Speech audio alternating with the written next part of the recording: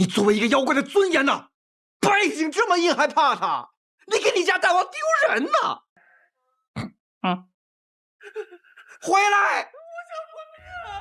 បិសាចជ្រូកមួយនឹងបានសម្រេចចិត្តចាក់ចេញពីភ្នំឡាងឡាងហើយបង្កើតបានជាក្រុមមួយមានបិសាចកកែបបិសាចខ្លែងនិងបិសាចហ្គូរីឡាដែលជាស្វាធំជាងគេហ្នឹងហើយដើម្បីចាប់ផ្ដើមឈ្មោះដំណើរទៅទិសខាងលិចដើម្បីចម្លងធម៌ហើយរឿងមុនអ្នកទាំងអស់គ្នាតែងតែឃើញថាមានសងខាងទៅចម្លងធម៌និងកូនសិស្សរបស់គាត់ទាំង4នាក់ប៉ុន្តែនៅក្នុងសាច់រឿងនេះបាននាំអ្នកទាំងអស់គ្នាឲ្យឃើញបិសាចទាំង4ដែលចង់មានជីវិតអមតៈហើយពួកគេក៏សម្រេចចិត្តទៅចម្លងធម៌នៅទិសខាងលិចសួស្តីអ្នកទាំងអស់គ្នាខ្ញុំតារាស្វាគមន៍មកកាន់វីដេអូថ្មីផ្ដើមសាច់រឿងមកយើងបានឃើញបរិមម្នាក់ដែលកំពុងតែដើរនៅក្នុងព្រៃដើម្បីឆ្លងកាត់ព្រៃនេះទៅផ្ទះរបស់គាត់រំពេចនោះស្រាប់តែគាត់ឃើញថាមានបិសាចមួយនៅខាងមុខដោយភ័យខ្លាចខ្លាំងពេកគាត់ក៏ទម្លាក់អីវ៉ាន់ចុះហើយរត់ស្រែកឲ្យគេជួយមិនចាំយូរនោះទេបិសាចក៏យករំពេចរបស់ខ្លួនហើយគប់សំដៅទៅបរិមនោះមួយរំពេចរួចក៏ដើរទៅហើយនិយាយសម្លុតបរិមនោះហើយនិយាយថាមានមាសប្រាក់អីយកចេញមកអស់មកបើមិនចង់ស្លាប់បរិមនោះក៏យកទ្រព្យសម្បត្តិមកហើយអង្វរសុំជីវិតលោកម្ចាស់ចង់បានអីយកទៅកុំសម្លាប់ខ្ញុំអីលោកម្ចាស់ Ôi cậu ấy nhiều chọc đỏ trên màu ចំអាមិនទេឯង Hay mà đòi luôn màu អូយអញមករួចខ្លួននេះអញលោកម្ចាស់កបលេងសើចតែយើងមកតសាច់រឿងយើងទៀតបិសាចជ្រូកក៏ដើរទៅជិតហើយប្រុងចាប់រំលោភច្រឡំបិសាចជ្រូកក៏ដើរទៅជិតហើយនិយាយថា Chọc bịថ្ងៃនេះតូទៅរៀងរាល់ខែឯងត្រូវយកម្ហូបឆ្ងាញ់ៗមកឲ្យយើងបើមិនដូច្នោះទេយើងនឹងចាប់ឯងហែកដូចជាគោលឈើនេះចឹង អញណាគេនឹងកំពុងតែសឡតគេចិត្តបានហើយស្រាប់តែបិសាចក្អែកមកហើយសួរបិសាចជ្រូកថាតើឯងជានរណាហើយមកពីណាហេតុអីបានមកតំបន់របស់យើងបិសាចក្អែកនិយាយបតាឆ្អល់បិសាចជ្រូកបតាពេលនោះបិសាចជ្រូកក៏ឆ្ងល់ហើយក៏សួរថា ហើយតើលោកឯងជាណាគេ បិសាចក្អែកក៏តបជាមួយនឹងបិសាចជ្រូកថាខ្លួនមកពីបន្ទាយធំ9527គឺជាអត្តលេខរបស់ខ្លួនភ្លាមនោះបិសាចក្អែកក៏សួរទៅបិសាចជ្រូកវិញថាតើឯងមកពីតំបន់ណាបិសាចជ្រូកក៏ឆ្លើយទាំងភ័យថាខ្លួនគឺគ្មានតំបន់ទេគឺម្នាក់ឯងតែម្ដងបន្ទាប់ពីដឹងថាសត្វក្អែកមានទូនទីធំជាងខ្លួនហើយក៏ជាអ្នកយាមកាមនៅទីនេះហើយក៏មិនហ៊ានធ្វើខ្លាំងដូចមុនទៀតដែរ 野生赶在这劫刀，下次不敢了，下次不敢了。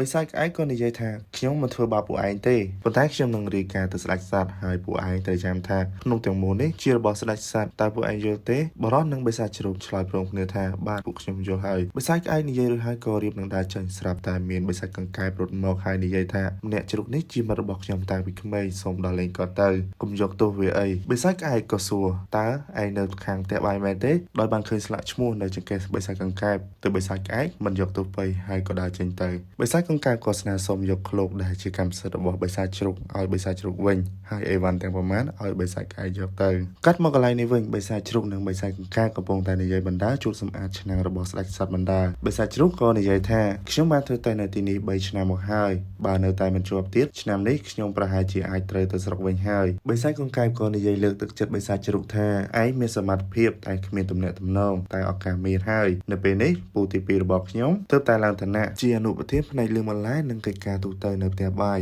ថ្ងៃនេះប្រសិនបើឯងធ្វើបានល្អខ្ញុំនឹងឲ្យគាត់ជួយនិយាយល្អៗឲ្យឯងជាក់ជាមិនខានបិសាចជ្រូកលើដូច្នោះក៏មានកម្លាំងចិត្តភ្លាមហើយបោះក្រណាត់ចោលហើយក៏យកខ្លួនទៅត្រដុសនឹងឆ្នាំងឲ្យស្អាតបិសាចកង្កែបឃើញថាជូតស្អាតក៏សរសើរបិសាចជ្រូកឯងពិតជាមានគំនិតល្អមែនធ្វើបានស្អាតណាស់បិសាចជ្រូកក៏ឆ្ងល់ហើយនិយាយថាធម្មតាមួយថ្ងៃលាងតែឆ្នាំងតែមួយនោះទេចុះហេតុអ្វីថ្ងៃនេះលាងដល់ទៅ4បិសាចកង្កែបក៏តបទៅវិញថា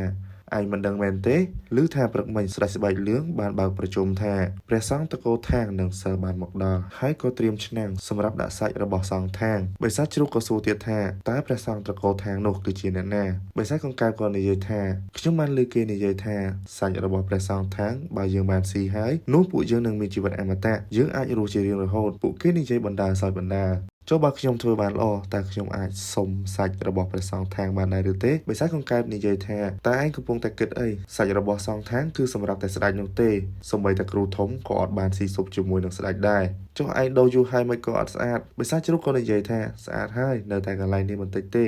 ចាំខ្ញុំយកសក់ក្បាលខ្ញុំទៅរដោះឲ្យស្អាតមួយសន្ទុះក្រោយមកស្ដេចសត្វក៏បានមកដល់ហើយពិនិត្យយ៉ាងម៉ត់ចត់ឃើញឆ្នាំងនោះអត់ស្អាតហើយក៏និយាយដុសបែបនេះដូចជាមិនដុសអស់ចេញវាយ40បងរួចដើរទៅបន្ទាប់ទៀតឃើញថាប្រេងច្រើនណាស់ហើយក៏បញ្ជាបិសាចខ្លាំងខ្មុំឲ្យយកបិសាចនោះយកទៅបកសម្បកខ្លួនចេញឲ្យអស់លុះពេលដើរមកដល់ឆ្នាំងរបស់បិសាចជ្រូកនិងបិសាចកង្កែបបិសាចខ្លាំងមើលទៅពិតជាស្អាតមែនទែន តែអ្វីធ្វើឲ្យស្ដេចបិសាចខឹងខ្លាំងមែនទែននោះគឺដោយសារតែបិសាចជ្រូកបានដុសខាងក្នុងបានធ្វើឲ្យបាត់អក្សរដូនតារបស់ស្ដេចបិសាចបាត់ទៅហើយព្រមនោះស្ដេចបិសាចគឺខឹងខ្លាំងមែនទែនបានបញ្ជាឲ្យបិសាចខ្លាឃ្មុំយកបិសាចកង្កែបនិងបិសាចជ្រូកយកទៅសម្លាប់ភ្លាមបិសាចកង្កែបឃើញដូច្នោះក៏លុតជង្គង់សំងវប៉ុន្តែបិសាចខ្លាឃ្មុំក៏ដើរមកដល់យកកំបិតបំរុងនឹងកាបសម្លាប់ទៅហើយបិសាចជ្រូកក៏យកក្បាលទៅរងធ្វើឲ្យកំបិតរបស់បិសាចខ្លាឃ្មុំនោះគឺបែកខ្ទេចតែម្ដងហើយភ្លាមនោះបិសាចជ្រូកក៏ស្រែកថាតើឯងនៅធ្វើអីទៀតមិនដេចក៏មិនរត់ទៅយីអាឡបយោនេះគេបង្កាប់ឯងឆ្លៀតយំទៀតហើយខ្ញុំហួសចិត្តហ្មងត្រង់ចំណុចនេះអាកន្លែងហួសចិត្តកន្លែងហ្នឹងមែនតើបិសាចជ្រូកហ្នឹងគឺអស់បិសាចកង្កែបរត់យកតែមែនតើណាបិសាចកង្កែបហ្នឹងជ្រុះអាផ្លែឈ្មោះហ្នឹងឆ្លៀតយកបានមកទៀតហើយសំខាន់រត់ទៅមួយជើងគ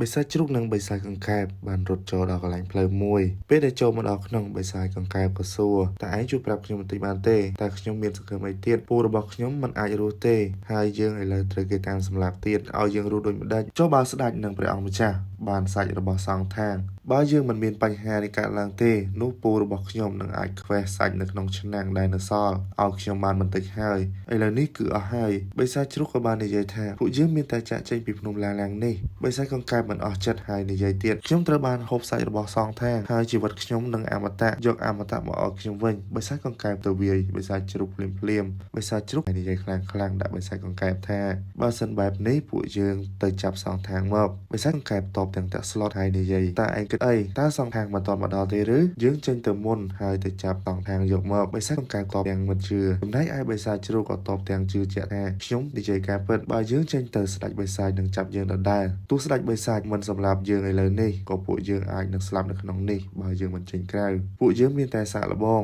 បើសំណាងល្អយើងនឹងអាចមានជីវិតអមតៈបើសង្ឃថាងដើរកាត់បន្ទាយនេះយើងទៅចាត់ការមុនទៅលុះពេលចេញមកដល់ខាងក្រៅបិសាចជ្រូកប្រាប់តែឃើញមនុស្សកំពុងតែវាយបិសាចឲ្យធ្វើការភ្លាមនោះបិសាចជ្រូកគឺខឹងខ្លាំងណាស់ក៏ទៅដល់វាយបិសាចនោះហើយនិយាយថាតើឯងកំពុងតែធ្វើអីឯណាទៅភាពជាបិសាចរបស់ឯងហើយអ្វីបានជាឯងធ្វើបែបនេះបើឯងធ្វើបែបនេះឯងធ្វើឲ្យគេមើលងាយបិសាចត្រូវគេជន់ឈ្លីបិសាចហើយបិសាចនោះនិយាយទាំងភ័យមកពីខ្ញុំក្លៀនពេក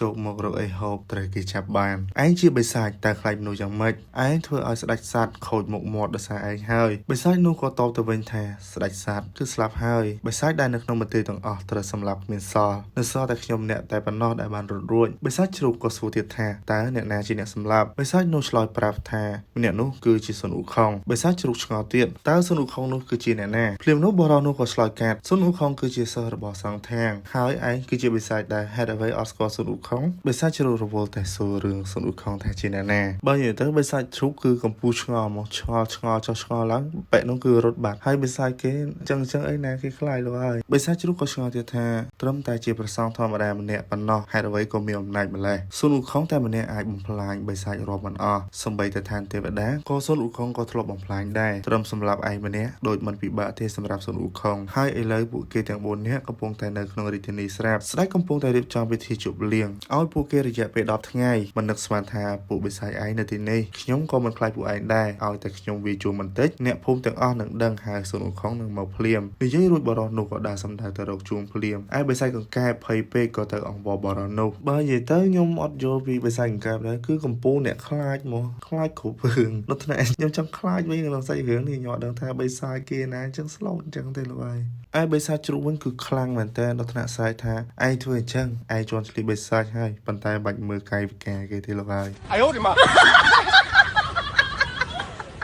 គឺកំពុងតែធ្វើការហ្នឹងមកហើយបិសាចគេលើសួរថាណាគេខ្លាចលោកហើយគេនិយាយថាចេះភាពថ្លៃថ្នូរទុកម្លាយសិនទៅពេលកំពុងតែធ្វើការហ្នឹងបិសាចជ្រូកក៏សួរបរិះនោះហេតុអ្វីបានជាសង្ឃតកោថាងនិងសិស្សទាំង4ទៅយកគម្ពីរធម៌នៅទៅខាងលិចហើយយកគម្ពីរនោះអាចខ្លាចជាព្រះមែនបរិះនោះក៏និយាយថាពួកគេទៅចម្លងធម៌គឺដើម្បីចម្លងមនុស្សលោកឲ្យផុតពីទុក្ខពួកគេមានឋានៈខុសគ្នាបើមិនដូច្នោះទេបិសាចខ្លាំងដូចជាស៊ុនអ៊ូខុងអាចនឹងព្រមស្ដាប់តាមព្រះសង្ឃថាងដោយស្ម័គ្រចិត្តដែរឬទេបិសាចជ្រូកក៏សួរទៀតថាស៊ុនអ៊ូខុងក៏ជាបិសាចដែរមែនបរិះនោះនិយាយថាស៊ុនអ៊ូខុងជាស្វារីឯជូបច្ចេគឺជាបិសាចជ្រូកសូម្បីតែសេះដែលសង្ឃថាងជិះក៏ជាបិសាចដែលខ្លាំងផងដែរបិសាចជ្រូកក៏សួរទៀតថាចុះហេតុអីបានជាពួកគេចង់ខ្លាចជាព្រះបើខ្ញុំខ្លាចជាព្រះគេនឹងគោរពខ្ញុំដែរឬទេហើយអាចមានជីវិតអមតៈដែរឬទេបរិះនោះនិយាយថានោះមិនមែនជារឿងធំទេហើយចុះពួកឯងនៅនិយាយទៀតមិនព្រមធ្វើការទេបរិះនោះក៏ទាញរំពាត់វាយបិសាចជ្រូកនោះមួយរំពេច